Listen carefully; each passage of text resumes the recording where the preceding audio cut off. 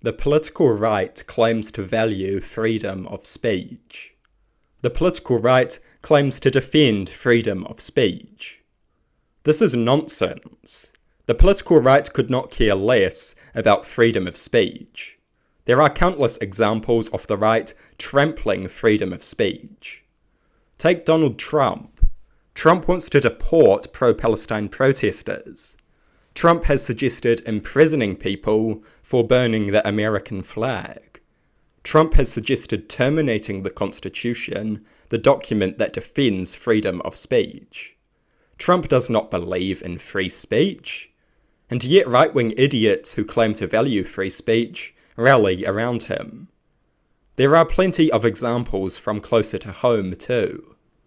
The right-wing parties that currently govern claim to value freedom of speech. That is what they said when Labour proposed stupid hate speech laws. Yet they have banned gang patches.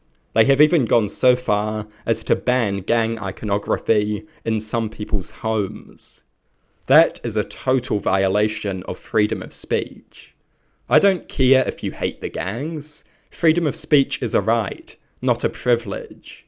Freedom of speech is not reserved for good people. Freedom of speech is for everyone, and that includes gangs. It is hilarious that the right will defend freedom of speech for neo-Nazis, yet they think gangs are somehow too evil to deserve free speech. It is laughable, and it betrays a total lack of respect for freedom of speech. The first National Party Prime Minister was a man by the name of Sidney Holland. Holland orchestrated some of the worst free speech violations the country has ever seen. In response to striking workers, he crushed freedom of speech and freedom of the press by prohibiting people from publishing anything supporting the strike. The National Party claimed to value individual rights, yet they served the rich and wealthy first and foremost. Individual rights went out the window as soon as the rich and wealthy began to be threatened. The authoritarian crackdown of 1951 should not be forgotten. It is an important event in the history of industrial relations in this country.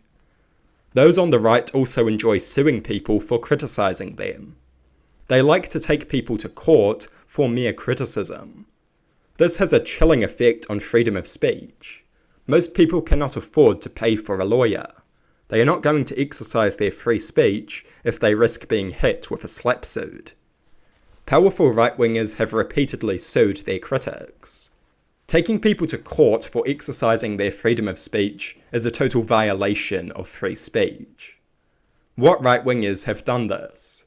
There are many examples. Donald Trump sued Bill Maher over a joke.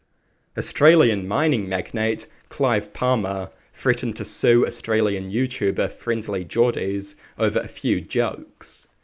Recently, racist idiot Don Brash was reportedly suing Matthew Houghton over mere criticism. Donald Trump, Clive Palmer, Don Brash. All of these people claim to value freedom of speech. All of these people threatened to take their critics to court for exercising their freedom of speech. These people have no principles, they have no credibility. Values only exist when convenient. It is pathetic.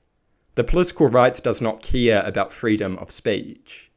Obviously, some individuals on the right do genuinely value freedom of speech.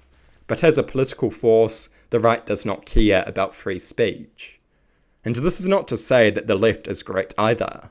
I agree that the left does not value free speech anywhere near as much as they should. The hate speech laws proposed by the last Labour government were beyond idiotic. We must seek to make both the left and the right more supportive of free speech. Free speech is essential to a healthy democracy. Once free speech violating policies are introduced, a dangerous precedent is in place. A nation gradually slides towards increasingly authoritarian and outrageous policies. Free speech must be defended from the many who threaten it. It cannot be properly defended unless we accept that both the political right and the political left threaten freedom of speech. New Zealand needs a proper supreme constitution that defends the rights and liberties of the people. Our rights must not be dependent on government decency because the government is anything but decent.